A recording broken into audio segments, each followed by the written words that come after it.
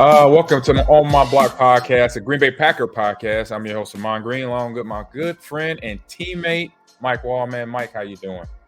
I'm doing pretty good. I mean, all things Yeah. considered, AG. Yeah, all things, we're, right. We're Packers. We're Packers fans, Yep. and not a lot to be cheery about after yesterday's performance. Certainly. No, it was one hell of a game on both sides, which we both talked about.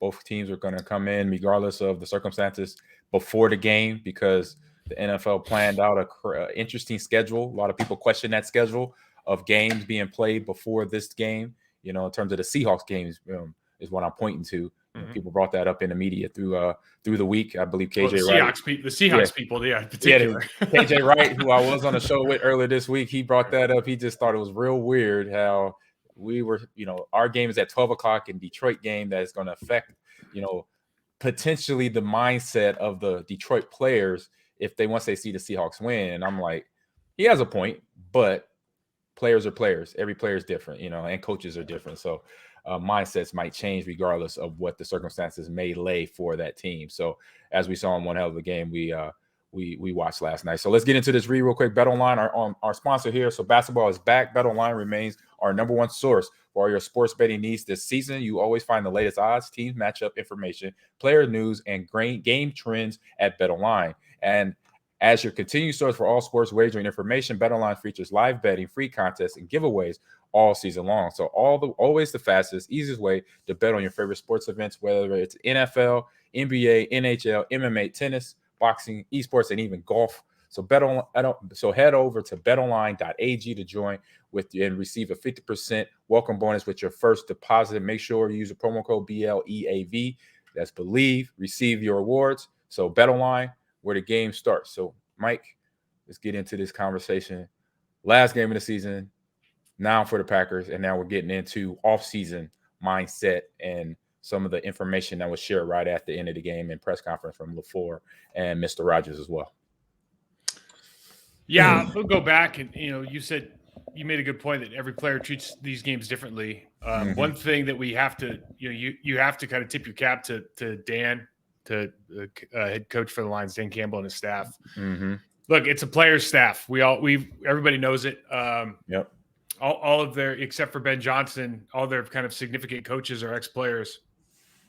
And you just saw that in the way they came out and played, literally from the first kickoff. Yeah, the way that they attacked all night. I'm very appreciative of seeing the way they constructed their team is interesting, right? Because they don't have a superstar. No. Really, they don't have a superstar, and so you look at their it's like a blue collar team. I'm not saying they don't have talent. I'm just saying they don't have a superstar. And so you look at, they've got this guy who's biting, his whole biting kneecaps thing. He's got all these players that all these ex players that are coaching, that are around and Hard Knocks, and they're the ones acting fools on the field, and you're just kind of like, we're all kind of going like, this is not gonna end well, right? But one thing that they do, and everybody talked about it last week. And everybody, except for the Seahawks fans, I think everybody in the media, everybody who watches them play at all, listen, I don't know if they're going to win, but to think that they're not going to come out and just go for it is crazy, because that's who they are. They're going to go for it on fourth down. You saw yesterday, man, our punt return team was terrible. Why? Because they're afraid they're going to run a fake every play. Every time we got on special teams, our special teams looked timid as hell yesterday. Why? They're afraid Dan's going to call some crazy stuff with the special teams coordinator, run a fake play, do some onside kick, fake punt, whatever. You just saw they're the aggressors, and they're always that way, and that's what you have to appreciate. You don't know if they're going to be – you don't know if Dan's team was – well, I didn't – my question was always, okay, emotion's great. You can't win sustained. It's not sustainable to win on emotion. At some point, you have to have technique, football intelligence, all that other stuff. You have to be a master at teaching that as well. But in these, for these specific, and we'll see if that turns out, because it looks like they're playing, they're starting to play winning ball. They're one of the better teams in the league right now. They just don't have the record to get in the playoffs. Correct. But in these like one-off games, dude, emotion takes you a long ways. And it does. And you just can't believe that. Like, AG, what is it about the Packers? They get in these one-and-done games, and bro, that was that defense gives up the most yards in the entire league. They give up 25 points a game, 26 Detroit's points a game. defense. You talking about I'm Detroit? talking about Detroit. Yes. We can't score more than 16 points, and we look like it's a damn preseason game. Right. It was a game like that emotion that you're talking about, Mike. That emotion, they used it the proper way. They were able to even focus tighter, have that technique, and then still have that emotion to drive them to run plays, from the coaching staff calling plays to the players executing the plays. I mean, you watch DeAndre Smith get the ball, run hard. I mean, do things that on a sore knee. There were people mentioned that before game. Not saying that the Packers weren't playing hard, not saying that they weren't in the certain positions they needed to be in, but I just saw the edge on. I'll say it. Yeah, was the Detroit Lions. The edge that edge was there. You could see the fight to the bitter end. Even when they were down most of the game, it wasn't until fourth quarter where they actually got the touchdown from Jamal Williams to take them into that lead. Until that time, they were behind the whole game. So they played. The mindset was they were coming here to ruin the party, and I mentioned this last week on the show. Like they were like, you know what, we're not going, you're not going. Let's make it that simple for these guys and the fans. For Packers, unfortunately. You get down there in the red zone, you score 9 points in the first half, 6-9 at halftime, and you're going, okay, you have to be. That's not good. I'll be honest with you. You never know when the game turns. And we have this tape and we'll show it. Like the game turns, you could say it turned at a bunch of different spots. Different, yeah. But I'll tell you right now, the game for me, when I went, oh, we got problems. Last week against Minnesota, we had a goal line stand. Yeah, we did. Okay, we had a goal line stand, changed the game. Early in the game, set the tone. Isaiah Buggs and Alan McNeil, who we didn't even talk about last week. I don't even know. Do you know who they are? They're the defensive tackles for the Detroit Lions. You probably don't know who they are because there's no reason to know who they are because they haven't played. They haven't played for the rest of the season. Right, like world beaters. Right, they're pros, and that doesn't sound like I respect the hell out of them, but I respect them a lot more now because they beat up the interior offensive line for the Green Bay Packers last night. They were if you said, Mike, what is the reason Packers couldn't move the ball yesterday? I would say the interior defensive line just absolutely, compared to what you thought was going to happen, just did a phenomenal job against run and pass. I mean, just a phenomenal job. You can't believe it. Yeah, because you see that and what, along with Aiden Hutchinson's, 2 sacks. He's getting in there. He's causing a problem along with the disruption from his 2 teammates right there doing their job. And with the offensive line, defensive line, mentality is, look, we go unseen, but we got to do this work. And they did that. They caused problems. They caused the disruption and then, giving Aaron not a clean pocket. Because I saw that pocket almost capsize on him a few times where he was just able to squeeze out to do Aaron things, either run for a first down, almost got the touchdown to A.J. Dillon, where his pass was just behind him. But that was him getting out the pocket. That the pocket was pretty much closing down on him. So he just, got out of the harm's way there. But, something that, like you said, played a big factor in getting, him off his off his point, I would say, to throw the ball comfortably, which we saw they, doing that. And we saw some of the ill throws that came from that later in the game that helped Detroit get the ball back when the interception was thrown later in the game. Yeah, it's certainly, so for fans out there, what happens on every Monday is the coaches go into their coaches meetings and they watch a ton of tape on the opponent. And maybe they do self-scouting on their own team. Maybe they don't. Probably this time of the year, maybe they didn't have time to. I don't know. Right. And they come up with this game plan. And it's almost like a thematic thing. Like for example, our game plan this week was obviously we're going to show the ghost look where we're running the wide receiver across, and we're going to do a bunch of end arounds, and we're going to show the end around, and we're going to get that because they see the linebackers are fast foot players. I don't know why they did that, but pre-snap, there were a lot of things in this game that were just head scratchers, from all the end arounds to when you go spread, when you go empty. Like, why are you not, like, they've shown they play a lot of man and match coverage. And I know that Aaron likes to just look at it and go, okay, that's man over there. They're playing match, they're playing zone over there. And I know exactly where I'm going to go. Like I get it. Like I get that your quarterback might like that. Right. But they've proven when you like motion into bunch, when you motion to a trips look, when you motion across the ball from a 3x2 to a 2x3, they've proven that they don't do that particularly well as far as communicating the switches. Yet we didn't do any of it. We went in the first half. You go 3 times, you go empty. Robert Tonyan makes a phenomenal grab. Yeah. Otherwise, you're 0 for 3 on all of them. And it's like those are usually gimme plays against this team. I mean, you can go back on tape and see these are plays that we should be able to make easily, but they're a lot more difficult if you're just stagnant and standing there. It's not like these other guys don't have talent. So I don't know the whole thing. It'll be fun to kind of go through this film with you and kind of show you how I saw it, and then hear your take. But it was from the goal line stand on, you're just going, okay, they're more physical. We saw the discipline issues that we had from our young guys, but really everywhere. We were the ones missing tackles. We talked about last week, like they're missing tackles left and right. Dudes come in and honed in. Yeah, they're making tackles. We're missing open field tackles. You're going, tough. Just having the consciousness to hold on to the ball. Ball gets clipped out of Aaron Jones on that one screenplay. Looked good, picked up big yardage, but then it ends with a fumble, and they recover it inbound. So stuff like that. Where the effort would come in to get that ball punched, and then D lineman actually coming in to hit Tonyan off the ball, which was a little smart tactic right there to make sure his teammate got the ball. So it was little stuff like that went Detroit's way, and that a lot of that stuff is just looking at it as pure effort, because that was effort for that D lineman to not let Tonyan get the ball and push his guy out, or push Tonyan out of bounds, and then get his DB to have the recovery right there for that, after Aaron Jones fumbling that rock. So just a pure effort thing right there. You want to watch some tape?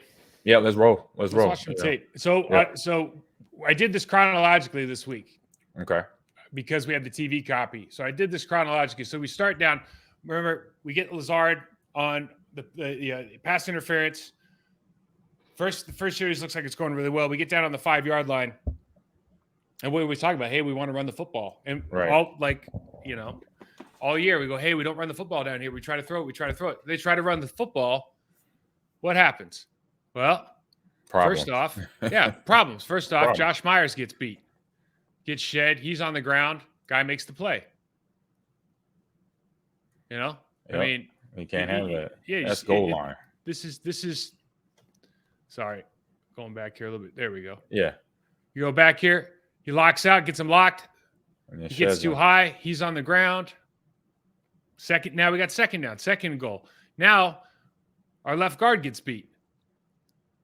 Matches him outside. Sheds inside. Now he gets. There's another. So now it's 3rd and goal. You got to do something. You got pressure. You got your center getting pushed back. Kaminsky's got the edge on Yash. Yash had a rough game. I don't know if he's injured or nothing. So he did have a tough game. He had a serious tough game. But so he gets this pressure. This doesn't look as bad if he has somewhere to climb in the pocket. But he's drifting back. Bakhtiari's, of course, has a great anchor. He gets pushed back about 3 yards, but he's in fine position as long as the quarterback's got somewhere to exit. But Myers is getting pushed back up the middle. He really has nowhere to go here. He escapes. Yeah. Everyone's like, why doesn't he run it? Oh, because Malcolm Rodriguez would have hammered him if he did. Yeah. So the Lions go 3 and out. We get our 3 points. First down. I think they go 3 and out or 4 and out. So we get the ball back in series first play, right? And usually, AG, as you know, what they'll do. So we script all these plays. We script like the first 10, first 15 plays. So once you get down to like the 5, they'll change it, right? Yeah. But then they'll go back and they'll start wondering because they still want to see how these different personnel packages and formations look. Okay. We go back. Defensive tackle. Gets right through Yash and splits Yash and JRJ. And listen, this is easy. Yash takes poor footwork here. This is a very, very difficult block for a backside tackle to cut off a 3 technique without a lot of help from that guard. Like a hand help, do something to slow him down. And the thing that this dude, like if you see this motion coming across, Anzalone is going to play backside hard. So like, John Renton Jr., you can slow this down a little bit. You don't have to leave him hanging out to dry like you do. And 1st and 10, and you got your running back getting tackled in the backfield. Exactly. Like John Runyon, he just too fast to get up to the second level when he didn't have to. He didn't have to get to that second level because the linebackers actually, with Angeloni going to the left and then the other linebacker just hovering, that gives him plenty of time to let that 3 technique where he kind of gives him that shoulder to put him back on Yashman and then get to the next level for the quarterback. Just to be a little bit patient. And I saw him a few times do this where he looked like he panicked to get to the next level or panicked to get to his next movement. And even on the second sack where Aiden chased down Aaron, almost had a fumble, I could see JRJ kind of panic and do some bad footwork and got himself out of position. And so what you see here too, we were talking about, they want to run a lot of this motion. They want to bring the guy across the wide receiver we're talking about. So now they can do the pop pass, in behind the line of scrimmage. They can do the reverses, etc. And they're doing it to get this, like they're doing the theme is do this so that you see the defense do that, right? And so that for the defense is their linebackers are going to play the backside a lot. They do it all game. Yeah, they do it right here. But if the offensive line doesn't understand, now you see run-ins all the way back here chasing this guy, and the defensive tackle's making the play. It's just a tough way to start in your first 15. Yeah. We look backside here. This is 3rd and 1 in the same drive. So we got. I highlight this because if you're an offensive lineman, your stagger has to allow you, unless you're like Walter Jones, who can just take a bunch, or Trent, and take a bunch of steps and still make the block. Your stagger has to allow you to gain leverage going backside. So so for Yash, all your weight's got to be the inside part of your right foot right here, because you got to plant to your left and cut this guy off. And if you got to take that first dead step in place with your right foot and then go, now you're late. You get blown back into the backfield and you stop the running back's momentum. I mean, AG, you talk about this at length, man. Like you get the handoff and all of a sudden dude's right in your face. What do you do? Yeah, that's you react with holding on to the ball, but it's that penetration that I mentioned. Then it gives the running back no time to react. It's a little short time to react. Great ones will react in a way to get themselves out of that problem. But when you give, over and over again, this problem makes it hard and hard every time for a running back to be that guy that you want him to be, that he's been the whole season, basically. So they don't make this. This is a big play in the game right here. So they go huge. 4th and 1. They decide to go for it. And you see the communication, right? We talked about they go across. We've already talked about it. Communication issues going, but this is not an empty bunch run. This is a run look. Yeah, this is a run formation. This is a 4th and 1 play. This isn't what we're talking about as far as spreading the team out. You see that they point. Anzalone immediately just rotates over. He's going to take a shot at Lazard. I mean, never had a chance. No, it's like 3 people unblocked, including Angeloni on that play. You got the D tackle coming in, slanting in 78. Angeloni, he sees who he's covering, which is Lazard, and then the other, I think DB or linebacker that was on the same play side. Yeah. He was untouched where he fell down. He thought he was going to get contact, and he didn't. It was like, how you have 3 guys on an interior run play not touched by any of the green, the blockers inside. So it's just interesting seeing that, on that play, on that execution there.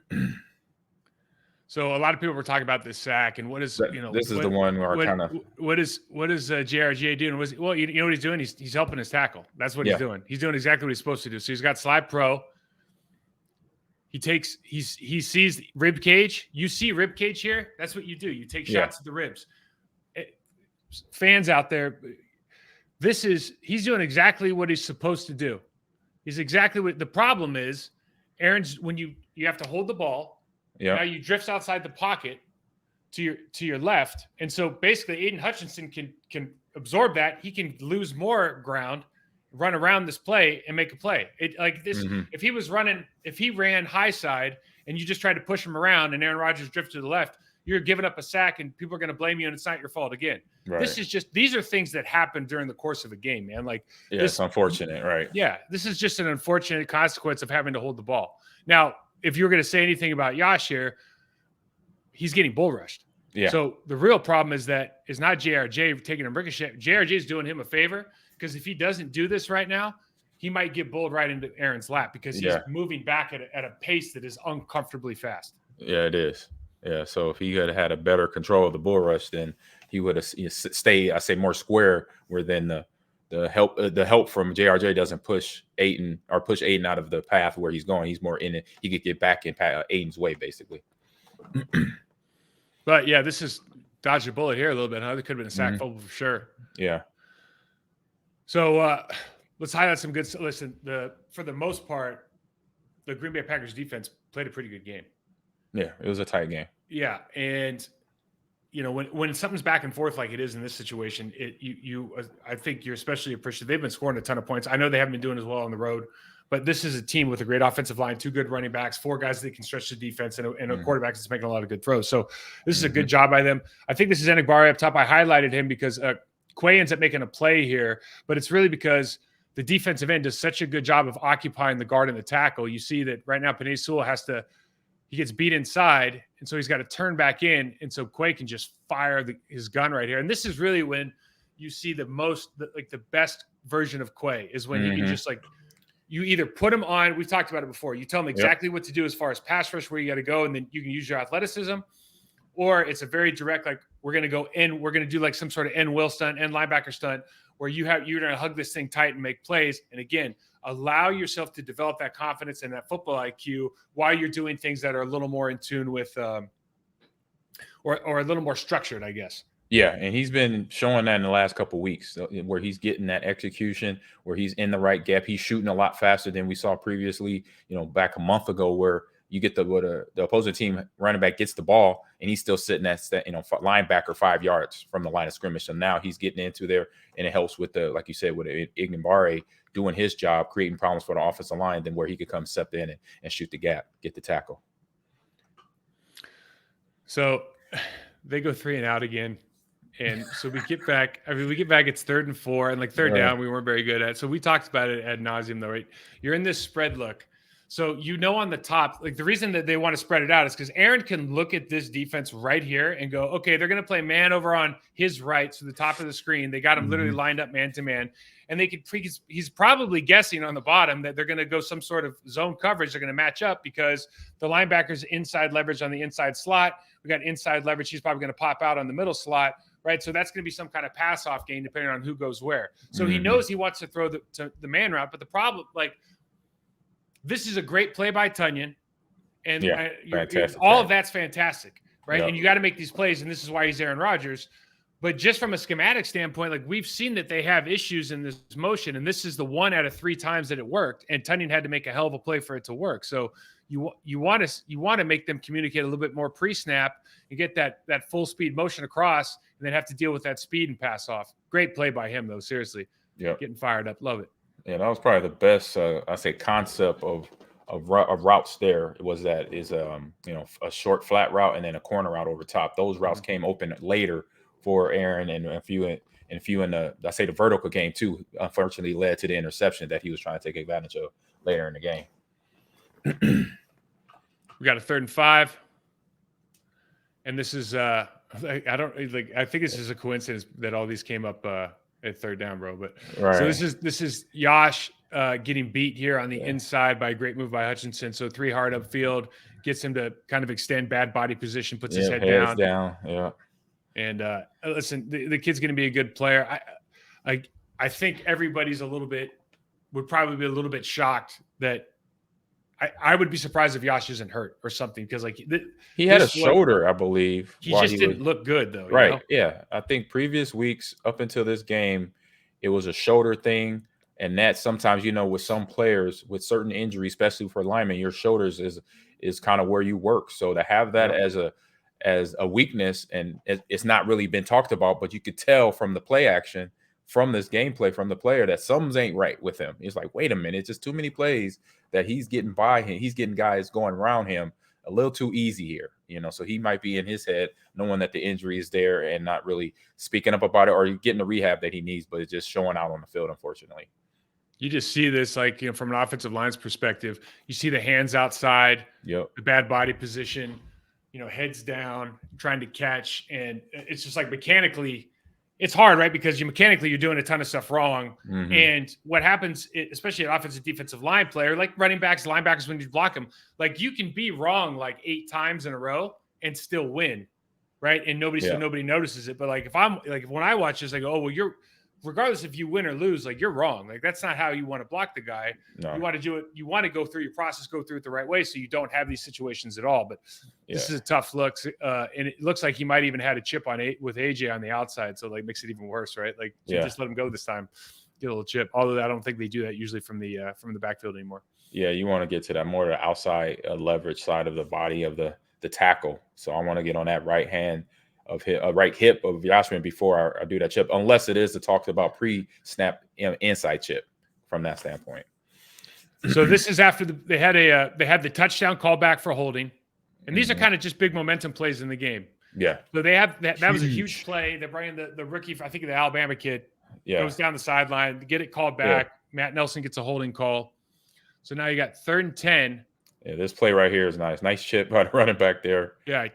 So AG, go ahead, because enjoy this, because he beautiful. I mean, this launched him up. This is what I was just talking about previous play with AJ Dillon. That's the chip pre-snap, and then right here, this is what I'm talking about. This is full effort where he's going to have a 5-yard gain, but from his effort, he busts through. This was a tackle drill that we practiced in training camp, where a contact drill, you got 2 defenders, you got it, they're enclosing on you, and you want to split the bags. That's what it was called. It was called split the bag. So you split the defenders to get another 5 yards, and that's what happens. Even though it's training, during training camp, it's just an idea. Okay, this is what we want. You want you to split those 2 tacklers to gain extra yards, not knowing that you're going to actually get the effort and then get the first down on this play. So that's basically a training drill coming to fruition right here for a lot of NFL teams, a lot of NFL players that have been through it, me being one of them. So good job by this running back, splitting through there and getting the first down. And it was just plays like this throughout the game, like you just mentioned, in that second half, that the Lions were just finding plays, making plays happen, and executing along the way with all that full effort. So you'll say it that way. I'll say it this way. Pete Carroll, because you're right. For the running back, you're right. For the defensive guys, Pete Carroll and his staff in Seattle came out with this hawk tackling technique on YouTube. Yeah, I remember the hawk tackling. Yep, I used it. It was the first time that most people had ever even thought about. You and I played rugby. They took it from rugby. Rugby tackling, interesting. Yep, I used it. This is a combo tackle on the field, and this is literally the drill. Like, you're almost parallel. You're almost right on the same level as each other. You're coming up. You go hip to hip. You hit same foot, same shoulder. This is literally the drill that I guarantee every single one of these players has done at some point in their careers at this stage, 100%. right at the professional stage. And you get to this point, and you look like that. Yeah, he looks like, unfortunately, that's Razul. Yeah. He looks like Yashman in his tackle stance trying to block. His head is over his shoulders. He doesn't have his butt low, but his butt is too high. He's bending at the waist. He's not a hip bender, right? Exactly. You got to bend a little deeper at the waist to get that, that Z bend or Z in the legs to where you could extend on contact when you run into this line, a running back runs into you to try to get some pushback. This is crazy. So they're on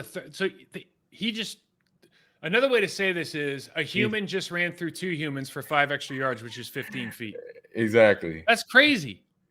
Momentum. He built up speed and leg drive one-on-one. He on contact. That was number 1 for us. On contact, if we're blocking or going into trying to break a tackle, one thing that was number 1 in my head by the time I got here already, but I say that was emphasized game by game by Edgar Bennett, Sylvester Croom, is on contact, picking up a blitz or going into contact, run your legs. Once you run your legs, what's the running back did, you'll gain extra yardage. Is pretty much the defender is adjusting to trying to tackle you, and then you run your legs. Well, then any space that's there, you'll take up that space and gain the yards like that running back game right there. Devontae Wyatt gets a sack fumble. Jared Goff recovers. Great play by him. Beat the right guard. Inside move. This is kind of the feast and famine, though, right? So you have this exact. Okay, so next play, 3rd and 6. Yes, is it a passing situation? It is a passing situation, but we this also is a great play call. Great play call. We also know that the Lions run the ball on 3rd and medium to long more than other teams in the league. Like, they literally said it before this play on the telecast, right? Mm-hmm. So they just say, Devontae Wyatt's probably really excited, so they're just going to inside trap him. Bang. Yep. Job done. It's a great play call. It's also a level of awareness. Yeah. Yep. And just having the defensive side, like they had the big gap in the middle too. That kind of was suspicious to me. You got DeAndre Swift in the backfield. I think I want to have the 3 techniques a little tighter on that center and guard area, because that's a sweet area. That's like that's the wheelhouse where you want to run as a running back in a short yardage situation. You want to run right up the gap if they give you that space, and they did. They gave they gave the Detroit Lions space on that play. So this is Aaron Jones' fumble. So right before the half, we're driving, putting together a good drive. It's still 3-9. It doesn't look like the Detroit Lions are going to get the ball back at all, right? So we'll go down here, kick a field goal, score a touchdown. There's a minute and change left. This is ultimately Aaron Jones is responsible, right? You take you take ultimate ownership of what you do because as a running back. But because you have to hold the ball. So Robert Tonyan is a tight end going up against a 190-pound defensive back. Okay. And what happens is instead of being the hammer, he's the nail. Bop, gets pushed off. Okay, because he doesn't attack him. And so now Aaron Jones has to hurdle him and take his left hand and put it down away instead of covering up this ball. When John Kaminsky, who's a defensive end, who is dropping in coverage, comes over and lays a 295-pound guy laying a hit, putting all your pressure out on that. You can't cover up the ball because you're busy tackling another guy. Your attention is elsewhere. It's elsewhere. Your focus, this is broken up. You are running back, whoever holds the ball is ultimately responsible for the ball. But it's little things like this that make a huge difference in the game, isn't it? Yeah, very huge. This is something I missed, but just knowing as a running back, it's like you own it, regardless of what you were doing with the rest of your body here. You're right. Where Tonyan has to go in there and inflict the pain to him, to the DB, and not receive it, not absorb it. And leads to that right there. It kind of goes with that theme that we talked about. The Lions are the more physical team, right? If you want to pull up a handful of plays, we've already showed a ton of them in the goal line stand. But plays like that, it's little things that actually do make a difference in these games, man. And you can't skirt the responsibility of holding onto the football, but you also have to see from everybody else on the field has a responsibility as well. Yep, because you never know when that play or pop up or that little inch will be needed, somewhere in the game. So they get the ball back. There's like a minute left to go. It's 1st and 10 here. They make the tackle. Fair enough. And now we got tackling issues. And from one of our young guys. So Swift gets it. That's Quay. Is that Quay? Yeah, that's Quay, man. And it's like it's like two ships in the night, unfortunately. Their chests are pointed different directions. This is going to be a problem. 32 is really fast. Yep. And this is a huge play because not only does he break, he gets the first, he gets another 15 yards, and now they're in field goal situation, right? So halftime, it's 9-6. Nice. I like the little edit there. Good job. And what you say about this, like, okay, if you're the Green Bay Packers, you go in at halftime, you go, all right, listen, guys.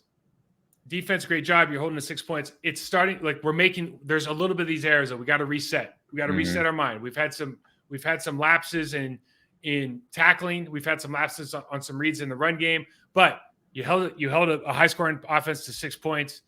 Offense, 3 trips down there, 9 points. Field goals aren't going to cut it, right? I mean, like what do you remember in these situations, in these big games? Are there adjustments that you remember that our coach is just like, hey, we got to bear down, we got to finish drives? Or they're like, hey, they're doing X, we got to do Y? What is it? What's normally the situation in your experience? I've been in both. I've been in where there's actual detailed execution adjustments. Hey, we're seeing the DN is doing this, so I need you to inside chip here, or the linebacker is green dogging you, so really get out the backfield a lot faster instead of just floating. Those are exact key adjustment. But then it's the bigger thing. Hey, man, hey guys, we need more effort. We need to work harder. We need to convert on the 3rd and short, or the 4th and short. If we're going to go for it, we got to get it. Those, so I've had both. I've been in both. But what I like better for me as a player, being the player who I am, professional, I want the exact details. Because I'm gonna get myself amped up. You don't need big picture, right? I don't need big picture. I need the exact. I say, where exactly do you need me to go and sit? I need to be outside or inside. Do I need to be on his left hip or right hip? Or if I run this run play, am I trying to, if it's a 92 blast, for example, if the linebackers aren't running over top, what do I need to do? Then I need to take one more step. If I take that one more step, then they go run, then I'll have the cutback if I want the cutback. So just give me those exact details, because the big picture thing is like, I can handle that. I'm a pro. I know how to big picture. Yeah, we got to win this game. I got to do whatever is in my power to win, to throw the ball, cast the ball, whatever, tackle if I'm on offense or defense, to help my team win. So big picture stuff, I like it, but I want to know the exact details, what you see as a coach or what I can't see as a player, to make me better on that football field. Yeah. We call it filling in the gaps, right? Yeah. I think this is such a really critical point that you just made, Ahmad, because what happens in the National Football League, it happens in all sports. It is. Because communication is tough, and there's emotion involved in all this. And sometimes like guys really don't know, coaches, they don't really know how to express what they're trying to get across. So we always talk about complex ideas versus simple ideas. Players really just want you can communicate simple stuff. I can fix simple stuff. Yep. So communicate it that way. If I'm tackling poorly, don't just say tackle better. There's got to be, hey, we're not doing a good job of decelerating. We're not doing a job of breaking down before. We're not tracking the hip properly. You got to tell me how to tackle better. If I'm not blocking well, hey, your first step is losing leverage and you're high into contact, everything. You have to tell me that. Don't just say block better or get your pad level lower. That doesn't make sense. And what happens a lot of times with these guys is we get into these situations, hey, we just got to bear down and play better. It's like, okay, dude, we're trying to play better. We know. Right. Give us something to bite on, right? Give us something to bite on. Yeah, give me some real stuff. That's Little League talk. Honestly, I could get hype. That's not an issue. Let's go out of halftime now. 6-9. So we got the ball at 2nd and 4. Great. And this is what I thought, bro. This is what I thought we were doing all day. This is honestly what I thought the offense was supposed to be this week. You put Mercedes on a linebacker or a safety. You let him drive block, and you just take one of their outside guys who isn't like the most physical person, and you have them make the play coming in from the side on the hole. We have a 17-yard gain here. And it's like, fantastic run. That's not rocket science, though. You know what I mean? Like that wasn't a rocket science play. We just didn't see a lot of it. We saw a lot of the end arounds and the motions and and all the nonsense. But it's like, let's have some attitude plays. And that'll get you fired up. You see inside leverage here. I think this is a miss. I don't know if this is a miss by Dobbs or Aaron Rodgers. I think it was maybe a low throw. But you got two outside leverage guys. Again, Aaron knows pre-snap where he's going to go with the football. You got two slants here. And this is a big third down because you're driving. You have an opportunity at 3rd and 7 to pick up this first down and continue this drive. And you tell me, it looks like maybe it was a little bit low. Is that right? It looks a little low, but to me, it looks catchable. It looks like it hits him in his hands. Yeah, that's what I heard. I heard from somebody that it was low, and I'm watching this and. Yeah, it's a low ball. It's a low ball. You hope he can make it. Yep, he can adjust by maybe falling into it because that's key. Like that's experience. Knowing your quarterback, how he throws balls in that situation. That's a Devontae catch. That's a catch. You got guys that are experienced. That's a good way to put it. Yeah, Alan Lazard. That's a catch because it's a low ball. Like I've seen Tom Brady do this with his receivers. He's getting his receivers out of harm's way. You know what? I'm gonna throw it low. You could catch it and then slide towards the first down because you're untouched. That is almost like a conversation that's happened in every practice from training camp to every Wednesday 7-on-7 drill. Like, hey, when we're on the goal line, it's 3rd and short, or not goal line, but if we're trying to convert on a 3rd and medium, I'm gonna throw it low so you could just catch and slide. You don't get hit, nothing. Hand the ball to the ref. Keep the ball moving, first down. So those are just one of those experience things you can see on that play with Romeo Dobbs there in between him and Aaron. And why does that play matter? Right because here. We donk it off. Last week this was good. Bounce not going our way this week in a number of different ways. And then literally next play, Jamal Williams goes off, big run, physical, getting them. But he's ready. You know what I mean? He was ready all day long. And what I'm pointing out here is you got a ton of dudes over here on the left side of the screen. There's nobody in the B gap. No. And so it's either Quay is supposed to get there or your defensive tackle is supposed to loop out. Now, given that everybody's over here on the line to come in and these guys are slanting, I'm guessing the defensive tackle was supposed to loop out here and he didn't. But because he didn't, because they were able to run this double and capture this guy, I can run through that hole.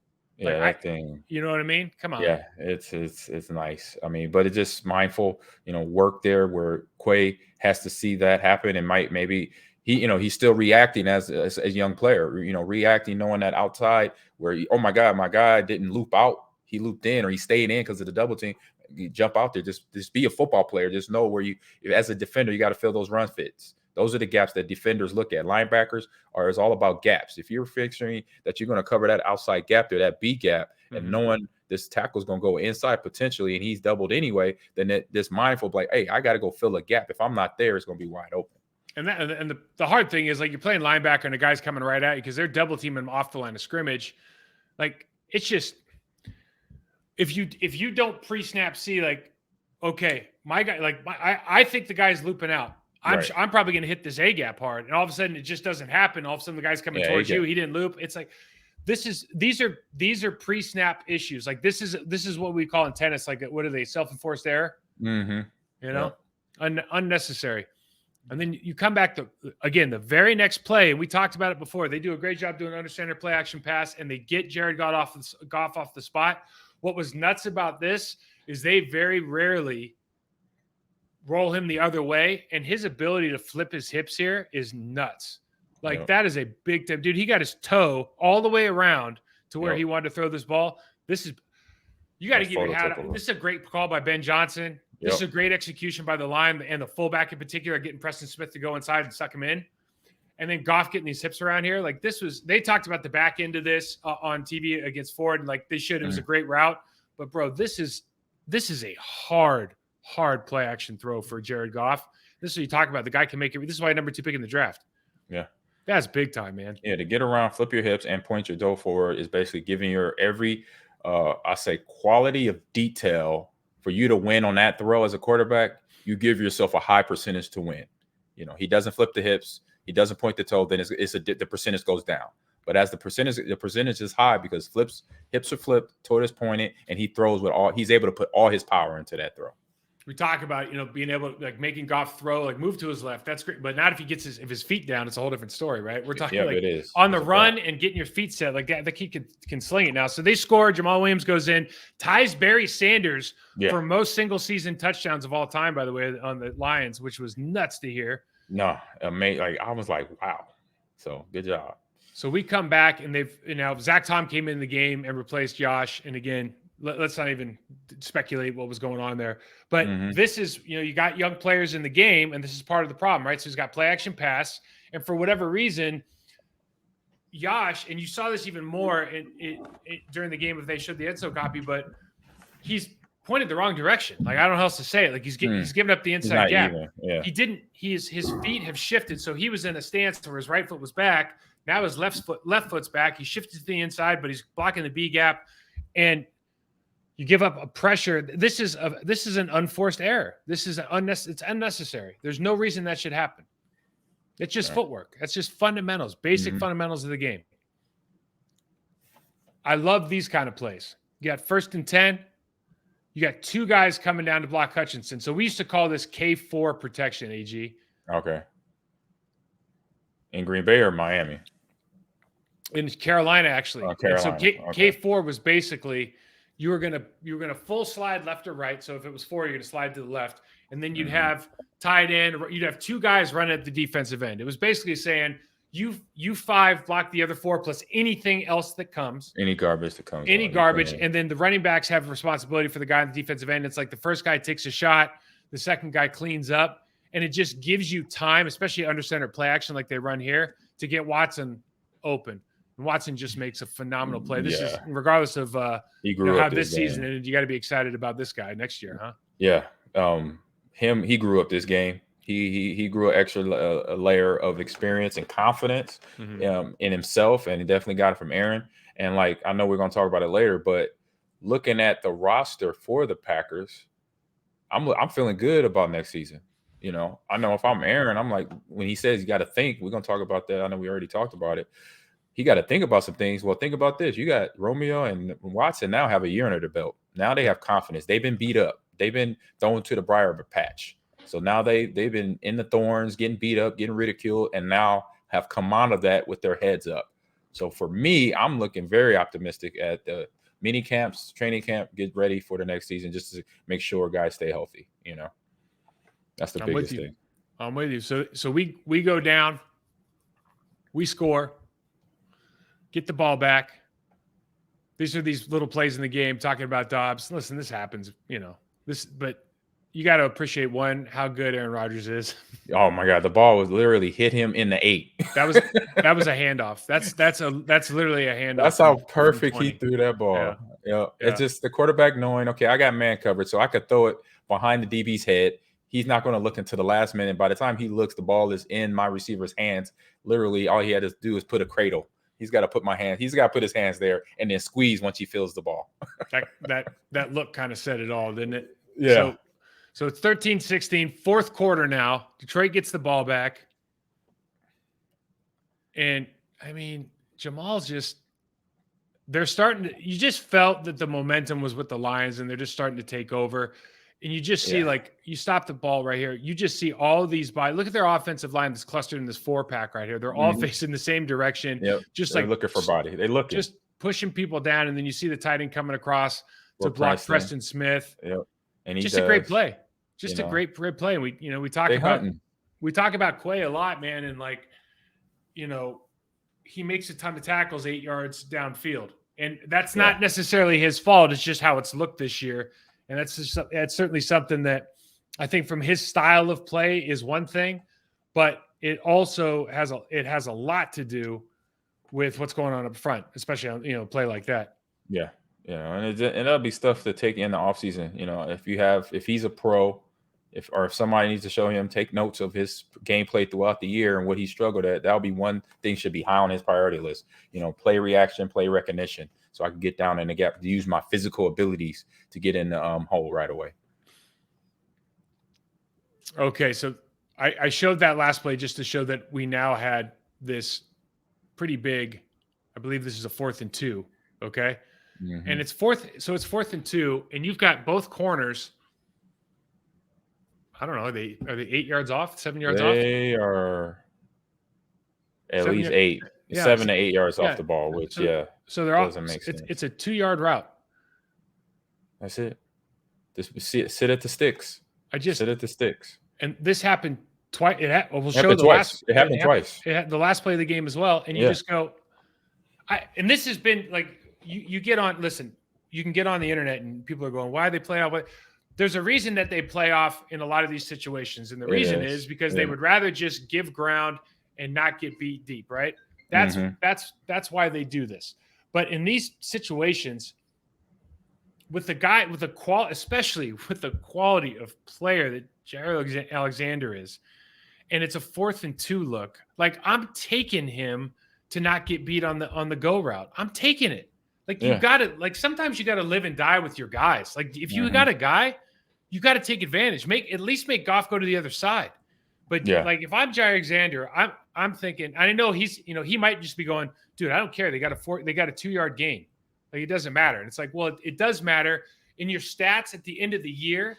Someone's going to say, oh, they got this catch for 2 yards. It didn't matter. But like, it does matter. Yeah, it does matter. Because it moved the sticks. It does matter. And so I think there's usually two things going on. One, from a player's perspective, they're like, dude, I'd rather give that up than not get beat. But I don't think he's like, I'm slowly starting to understand that a lot of his bravado is not like, it's not bullshit. Like, he really thinks he's that good.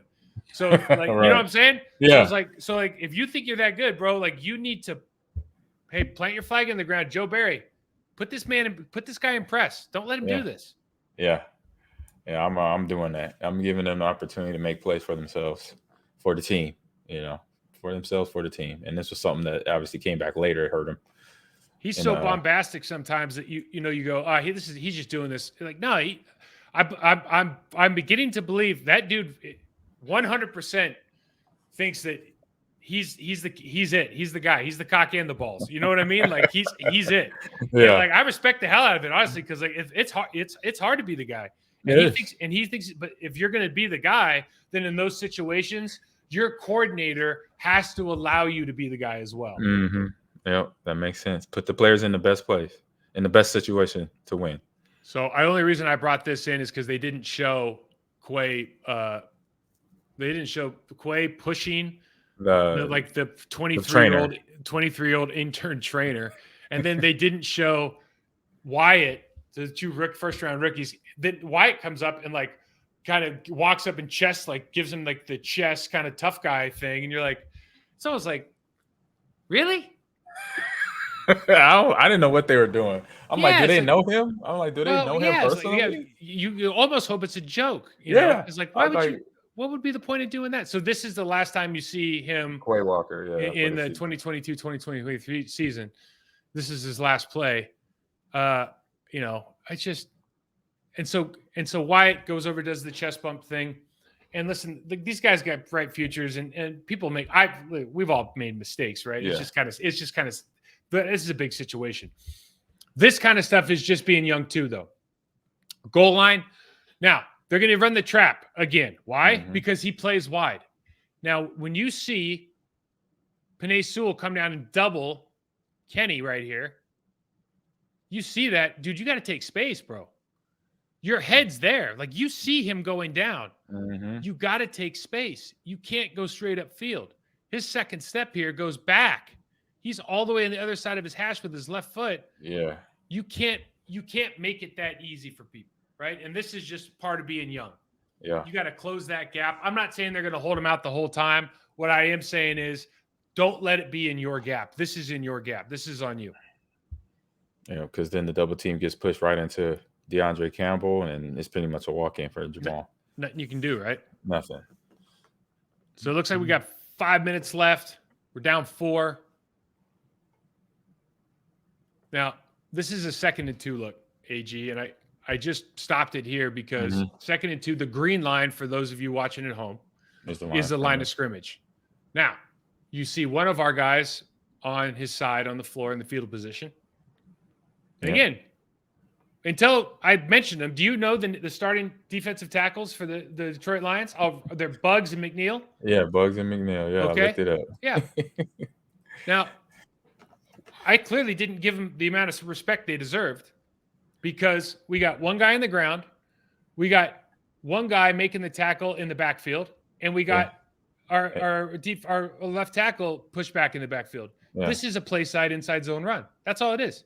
Yeah, and it's already destroyed. It's been destroyed from the start. You're just going, you got to be joking. No, want to. Making plays. We give the ball back, and this is the drive that ends the Green Bay Packers season.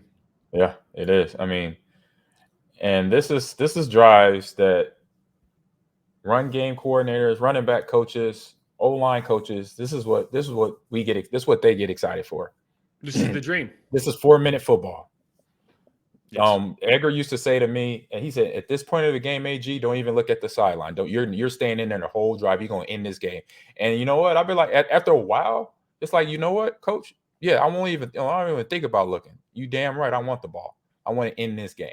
You know, and that's how a running back thinks when this is put on me and my O-line. Let's go. You know, let's make this happen. No problem. I'm going to do whatever I need to do to make sure the ball gets converted, hold on to it. If I'm play action, pass, protection, any of that's going to happen. Let's go. You know, we got 2 doubles on the inside here. Frank Ragnow on the left guard and the right guard, right tackle. Frank Ragnow does a great job. So Frank's all pro center. Yep. Gets his first block, and they see how they're staying square here, and they're rising up to Devondre Campbell. So you can get off on Devondre. He's got to try to make an arm tackle. Savage, who, by the way, Savage had a good game. There wasn't a lot of stuff to put on in here, but he played a good game. I know I think he led the team in tackles. They had 2 PBUs. Played a good game though. But that's so first down of the drive for the season, and they get 9 yards. Yeah. Second down, we got a rookie jump off sides. Automatic first here. You just go, I mean, that's tough. Yep. It happens, but it's tough. So now they have a holding call. 2nd and 17. They have the holding call on the wide receiver screen on the left, right? Number 82 got the hold. And Ben Johnson pulls this play out and probably gets himself a head coaching job. Yeah. You know what I mean? The hook and ladder. I'm like, oh my God. Behind the line of scrimmage, hook and ladder. Now, Penei Sewell gets a lot of notoriety. He was the first-round pick out of Oregon, super good athlete. Yeah. Darnell Savage is the unfortunate victim here of a splattering. Yeah, he wasn't even in the right position to hit him. Sewell just hit him basically, his hips are turned one way, and he just takes his other body turns, and it's like, take that. I'm like, we already know he's an athlete, so. Yeah, So they get down, and now it's 3rd and 3. Our man, Chris Barnes, in the game. Now, here's what's kind of weird. Devondre Campbell's down here on the line of scrimmage. For me, I'd put a defensive end in. Up to you. Yeah. But they just very easily down block him. But Chris Barnes runs through it, makes the play. 4th down. Everything you want. By the way, let's go back. Sorry, we have to go back and appreciate this. Okay. Nope. Oh, Mike, come on now. Here we go. What's up? Now, not LaFleur hoping that everybody, cheers louder, but look at Chris Gizzy's mustache. He looks like perfect. Does he look like Super Mario? That's unbelievable. What a Gizzy, strong stash. Gizzy. What a stud. That guy's a stud, by the way. He's a stud. Yeah. All right. So 4th and 1. We've already been through this, but where are you going? Where are you going? Right. He was already backing up. Like, what are you backing up for? Backpedal. Okay, so right now, he's 10 yards off, or 9 yards off of his player. It's he has to throw the ball 1 yard for those playing at home. The quarterback has to throw 1 yard vertically before the DB can break and run 8 yards vertically. Doesn't seem that hard. I'm just saying. Right. So they sit down. I don't know if he thought Chris Barnes was going to be able to get all the way over here, because if they did, then this guy's wide open as well, because Jaire's way off his guy. So this could be either cornerback. This is a tough way, man. That's just a tough way to end the season right there. Yeah. And and I guess it's fitting because it's kind of been there the whole time, but it's unfortunate because you just start looking around at the whole season. You go through some individual players certainly showing up, Christian Watson, those guys playing at a high level and kind of coming into their own. You see some things about the offensive line. Some guy, Zach Tom, shows that he can be a player in this league. Yeah. But you look at some themes across not only this year, AG, but really the last couple of years, even when they've been successful. Like, I think Matt LaFleur might even said it. Success hides a lot of problems. It does. That's such a true statement. That's such a true statement. We've talked about it ad nauseum, man. They still don't tackle well. They still don't communicate well. They still have plays like that play in particular that happened twice in crucial moments of the game where you're not even giving your one highest paid DB in the league, one of the best players in the league, you're not even giving him a chance to make a play. Yeah. Right. And so there are just some things about what's happening on this team that when you see at the end of the game, and of course everybody's down, and Aaron Rodgers, he goes for 200 yards, 205 yards, touchdown and a pick, right? Yeah, he had multiple picks. Well, he did have multiple picks, but they called the one back. Oh, he had two. He had 2 picks though. It was 3 thrown and 2 picks. Okay. I think it was for sure. Okay. It was something like that. Okay. It's just weird. I'm looking at the stats. It should be 2 picks. I know one got called back. I'm sure. Okay. I'm pretty sure it's one, but it doesn't matter. So anyway. Okay. Yeah. He had the touchdown and one or 2 picks. Not a good night by his standards. Aaron Jones only gets 12 carries. AJ gets 9 carries. We give 4 carries to the wide receivers. Yeah. Okay. The defense. I mean, listen, honestly, like Jamal Williams had a good game in the second half, 72 yards rushing, 16 carries. He had a good game in the second half. They're a strong offensive line. If it's a close game, they're going to be able to wear on you. Their offensive line's better than our box 7. That's like, we knew that going into the game.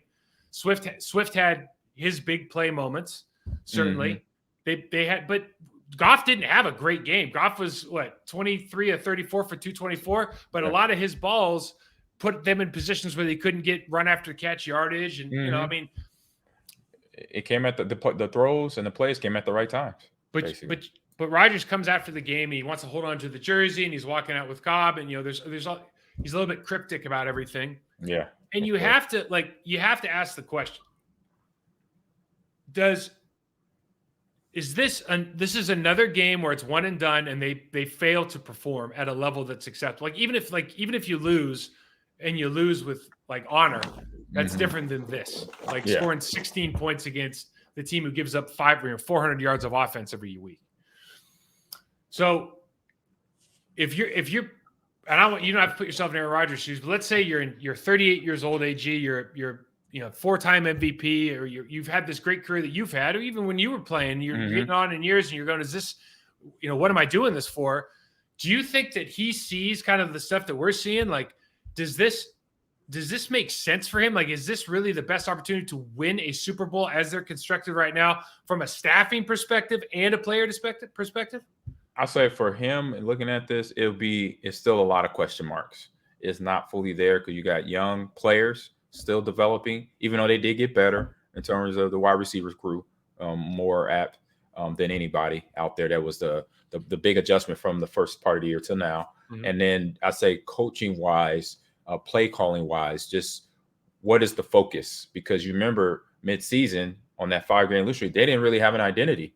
They were wanting to stick to the run, but then sometimes would totally go away from it because they have Aaron Rodgers, they have receivers that weren't quite there, but they thought they could still go out there and make plays, make catches, change the difference of the game, change the momentum. But they don't have that. They didn't have that this year, but they will next year. So it's just a lot of open question marks for him to think about, for Aaron to think about in terms of this. So it's going to be it's going to be cryptic. It's going to be no clear-cut answer until he sits and really thinks about it. Or if I was them, be like, I got to look at and think about a few things, go over some things in my head, look at the seat, go back and look at the season and how it made me feel and how I was preparing for every instance, for every game within the Division II and then within the NFC conference as well.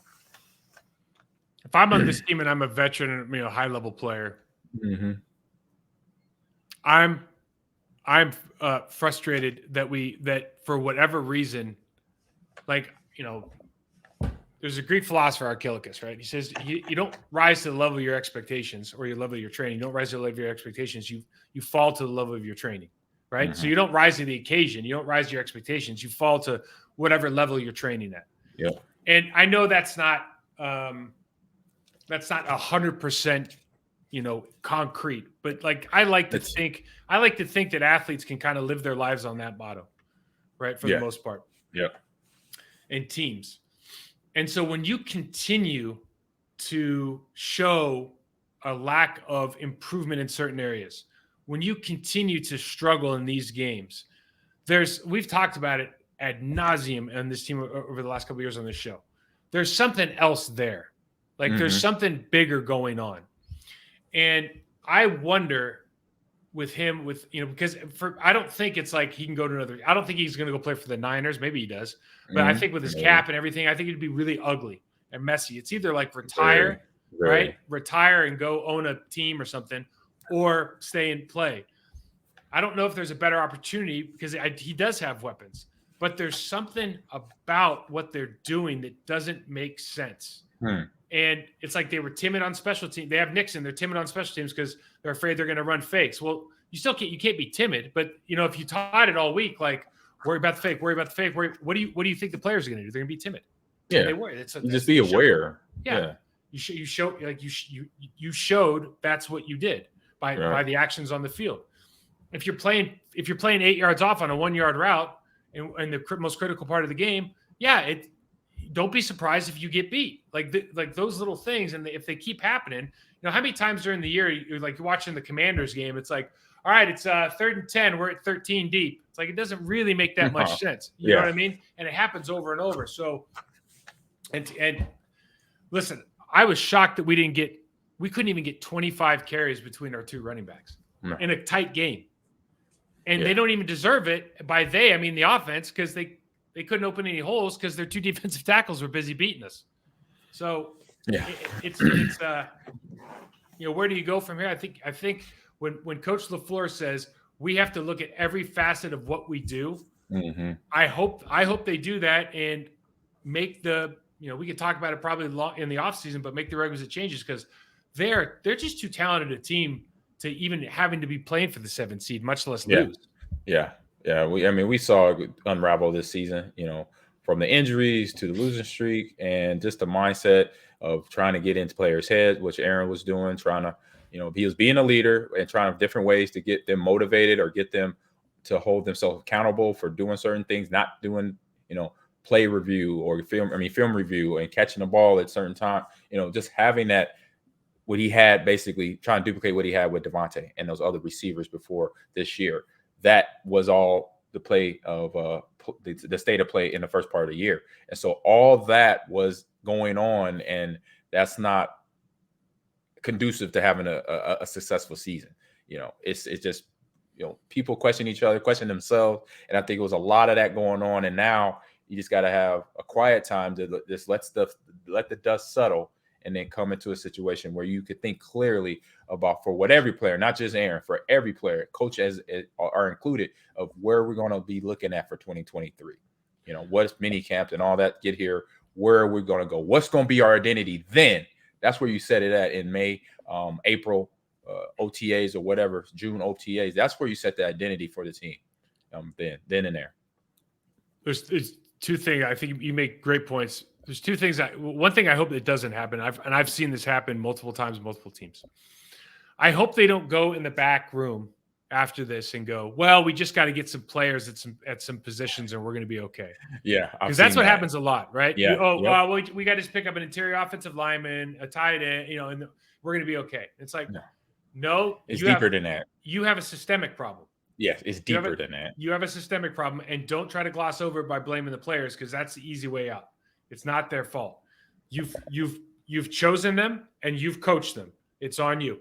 The second part of that is when you have, and not to talk out of both sides of my mouth, but when you have a 38 or 40-year-old 4-time MVP, stalwart, face of the franchise, responsible for a lot of commas and a lot of zeros and multiple people's paychecks across the levels of the organization, when you have that person in the locker room, I think that Matt LaFleur had walked into a great situation, and I think he walked into an incredibly difficult situation, because when you say Aaron Rodgers is this, the leadership and all this stuff, and he's trying to do this, well, he's doing it in part because it's not getting done from maybe the coach. Correct. And why?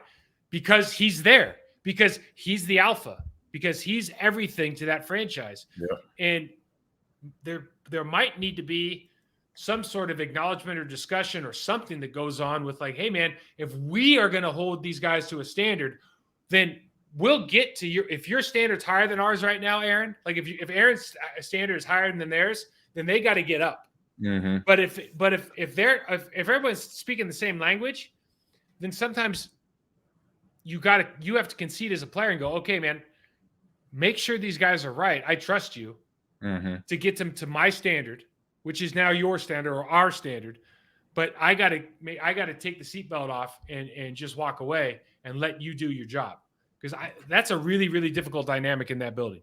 Yeah, it is. It's just really difficult, interesting. Don't really know who's pulling the strings, and I say that's what they got to get figured out between now and I say combine, free agency.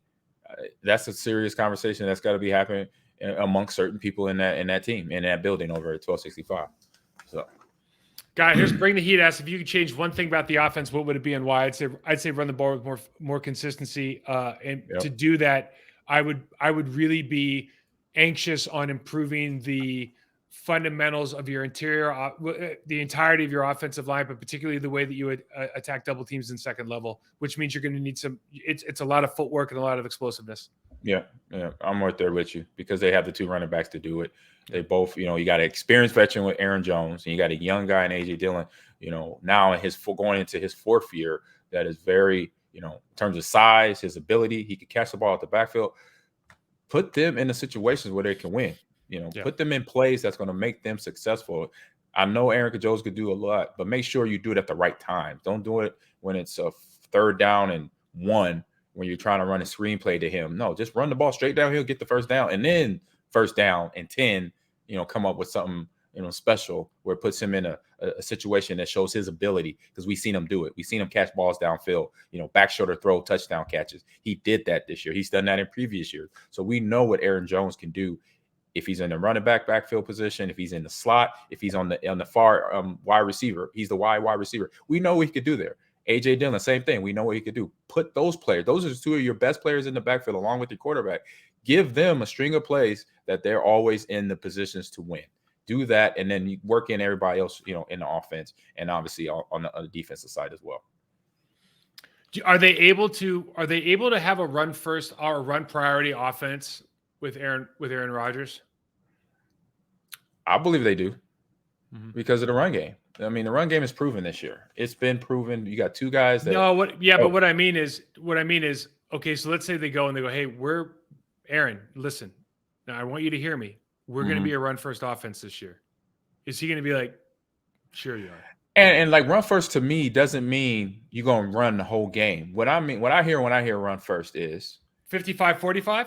You're going to run you're going to establish the run, And then once I establish the run, when I let the defense know, hey, we're going to run the rock, then that's when I start sprinkling in my play action passes, my screen plays. As I know I watched old school football, you always establish the run first. If you have running backs that can establish the run, you do that by letting the defense know in that first series, we're going to run 2 or 3 or 4 plays to let you know we're coming downhill. And then once we get you on the bait, we get you on the hook. Now we're going to mix in what our quarterback does. He can do play action. We could get him out the pocket. He can move. He's mobile or what have you. And we're going, you know what? We got these wide receivers on the edges that then if you're not paying attention to them, because now you're focused so worried about Aaron Jones and Aaron J. Dillon, we got Watson, we got Dobbs, we got guys that get open and can catch the ball. So that's what I mean by when I hear, establish the run first. I'm not running the whole, So it's going to be a cut up of 60-40 or 50-40, 50, 55-45, something like that. But something where there is a nice sprinkle in where that defense doesn't know what's coming at them. I think what we saw this year, and I completely agree with you. And the difference really, I think, for us is like we don't want to be in spread all the time. Yeah, right. It drives me nuts. Like if it's a 2-minute situation, I'm okay with that. But you utilize your weapons. Under center play action passes has worked great for every team in the National Football League. Having a fullback is a weapon now that the pendulum swung the other way.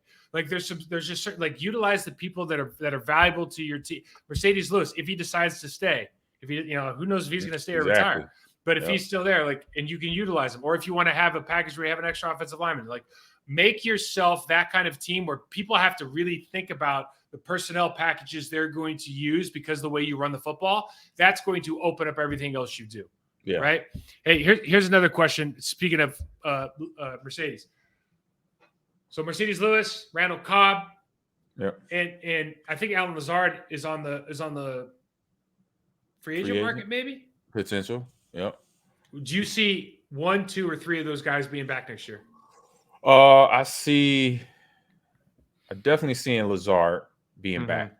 Mm-hmm. He's one of their leaders. He's their lead receiver right now. It's a coin flip to see both Cobb and Lewis coming back.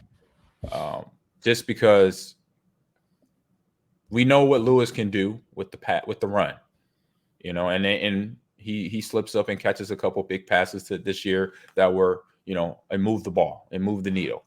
Randall Cobb, we know he's getting older, doesn't quite have the quicks that he does. Is he still a solid possession receiver? Yep. That's why I say there's a coin flip of those two both coming back.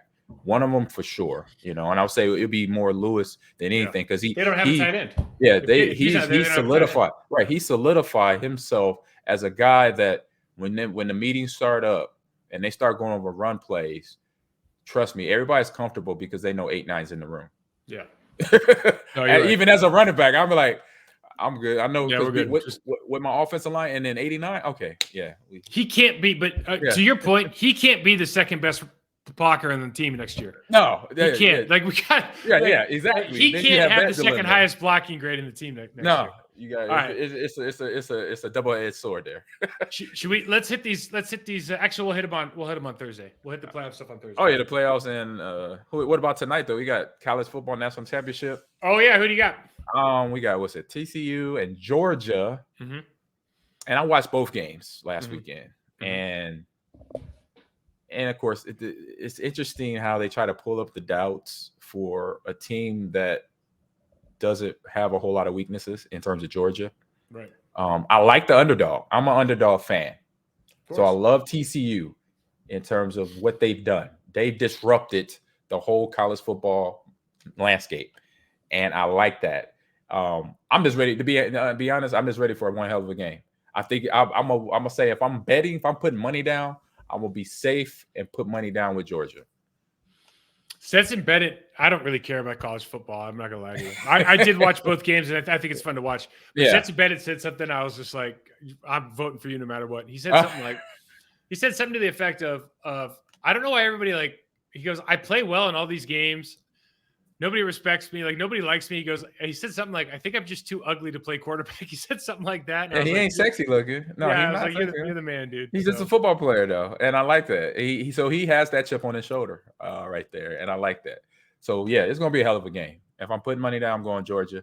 But TCU, they have it. Coach, that head coach, running back, wide receivers, defense.